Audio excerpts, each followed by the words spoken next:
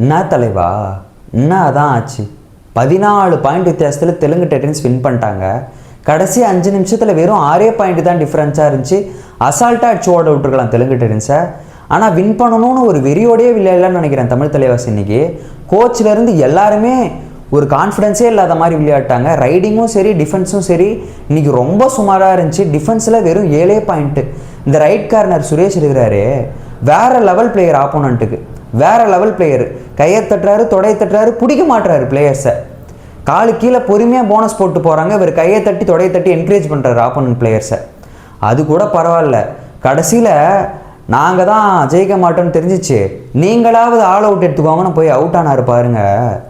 அது மட்டும் தாங்கவே முடியல, ரொம்ப சங்கட்டமாயிடுச்சு. அவர் கொஞ்சம் மாற்றி விடுங்க, அருளானந்தாவை உள்ளே கொண்டு வாங்க. தலைவன் பவன் சராவத் போனதுலேருந்து ஃபுல்லாக ரைடிங்கில் அர்ஜுனை மட்டுமே நம்பி இருக்க மாதிரி இருக்குது. ஆனால் தெளிவாக ஸ்கெட்ச் போட்டு அவரை பாதி மேட்சுக்கு மேலே வெளியவே உட்கார வச்சிட்டாங்க.